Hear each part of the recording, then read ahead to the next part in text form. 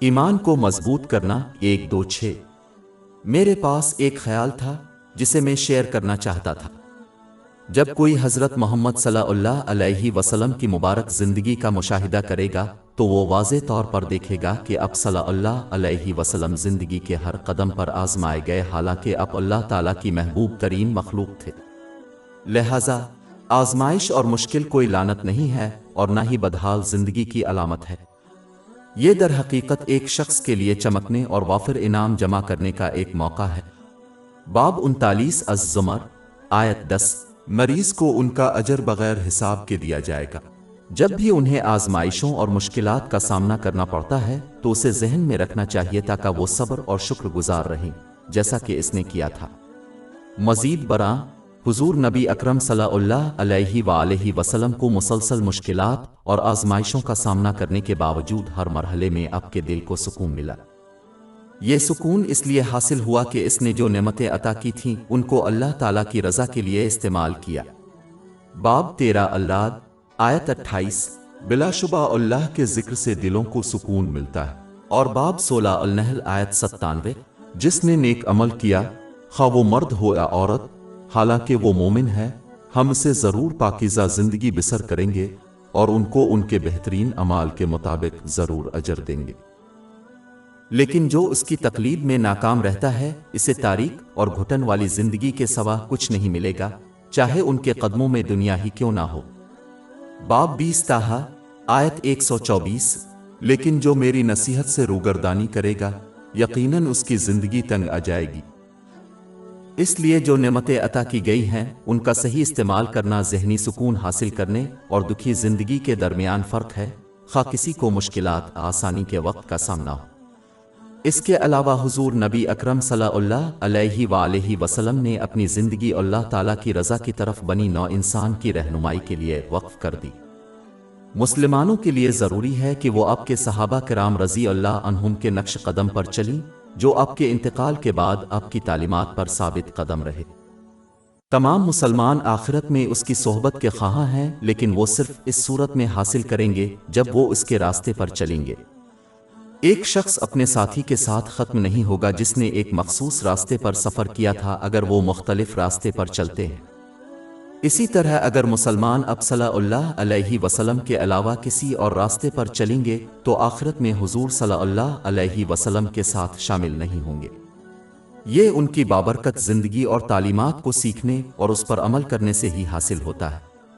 یہی وجہ ہے کہ اب صلی اللہ علیہ وسلم کے صحابہ کرام رضی اللہ عنہم میں سے کسی نے بھی محض اپنے قول سے عقیدہ کا اعلان نہیں کیا اور عملی طور پر اب صلی اللہ علیہ وسلم کی پیروی سے گریز کیا، کیونکہ وہ جانتے تھے کہ یہ رویہ انہیں آخرت میں آپ کے ساتھ شامل ہونے سے روک دے گا۔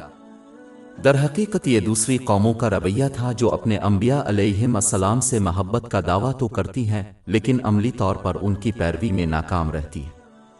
یہی وجہ ہے کہ وہ آخرت میں اپنے انبیاء علیہم السلام کے ساتھ شامل نہیں ہوں گے۔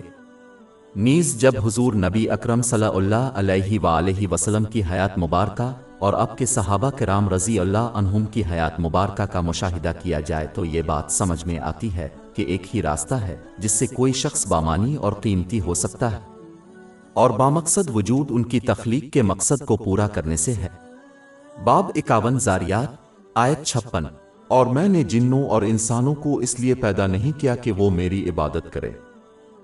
یہ صرف اس وقت حاصل ہوتا ہے جب کوئی شخص عملی طور پر اللہ تعالیٰ کی اطاعت کرتا ہے، ان نعمتوں کو استعمال کرتے ہوئے جو اس کو راضی کرنے کے لیے دی گئی ہیں، جن کی وضاحت قرآن پاک اور حضرت محمد صلی اللہ علیہ وسلم کی روایات سے ہوتی ہے۔ محض جسمانی اعمال سے اس کی تائید کیے بغیر محض زبانی طور پر ایمان کا اعلان کرنا اس گلدان کی طرح ہے جو ظاہری طور پر خوبصورت نظر آتا ہے لیکن اندر سے کھوکھلا ہے۔ یہ اس زندگی میں بامانی وجود کا باعث نہیں بنے گا، چاہے وہ آخرت میں جنت میں ہی کیوں نہ جائے۔ اس کا اشارہ الطبرانی المعجم الکبیر حدیث 182 جلد 20 میں موجود ایک حدیث سے ملتا ہے جس میں متنبع کیا گیا ہے کہ جنت میں انسان کو صرف وہی چیز پچھتائے گی جو زمین پر اپنی زندگی کے دوران وہ اوقات ہیں جب اس نے اللہ کو یاد نہیں کیا۔ عالی یعنی اپنی زندگی کے اوقات میں انہوں نے جو نعمتیں عطا کی تھیں ان کا صحیح استعمال کر کے تخلیق کا مقصد پورا نہیں کیا۔ یہی وجہ ہے کہ بہت سے مسلمان جو صرف بنیادی فرائض کی ادائیگی کرتے ہیں پھر بھی اپنی زندگی میں ایک خلا محسوس کرتے ہیں، ایک ایسا خلا جسے مکمل طور پر اور عملی طور پر اپنے مقصد کو قبول کرنے کے علاوہ کوئی چیز پوری نہیں کر سکتی۔ اس کے علاوہ عام طور پر لوگ خوش ہو جاتے ہیں جب وہ دنیاوی چیزیں جیسے دوسروں سے مال و دولت کے وارث ہوتے ہیں، لیکن حضور اکرم صلی اللہ علیہ وسلم نے لوگوں کے لیے وراثت کے لیے مال نہیں چھوڑا، اپنے بھی دوسرے انبیاء علیہم السلام کی طرح علم کو پیچھے چھوڑ دیا۔ اس کی تصدیق سنن ابن ماجہ نمبر 223 میں موجود ایک حدیث سے ہوتی ہے۔ لہذا اگر مسلمان اس کے حقیقی وارث بننا چاہتے ہیں تو انہیں اس وراثت میں سے حصہ لینا چاہیے۔ آخر میں حضور نبی اکرم صلی اللہ علیہ وآلہ وسلم کی زندگی اس بات کا بہترین نمونہ ہے کہ کس طرح ایک مسلمان کو اللہ تعالیٰ اور مخلوق کے لیے اپنے فرائض کو پورا کرنا چاہیے۔ وہ قرآن کریم کی عملی نمائندگی ہے۔ لہذا مسلمانوں کو اپنے فرائض کی صحیح ادائیگی کے لیے ان کی بابرکت زندگی کا مطالعہ اور اس پر عمل کرنا چاہیے، اس کے بغیر کامیابی ممکن نہیں۔ باب 33 الاحزاب آیت 21۔ یقیناً تمہارے لیے اللہ کے رسول میں بہترین نمونہ ہے ہر اس شخص کے لیے جو اللہ اور یوم آخرت کی امید رکھتا ہے اور اللہ کو کثرت سے یاد کرتا ہے۔ اور باب 3 علی عمران آیت 31۔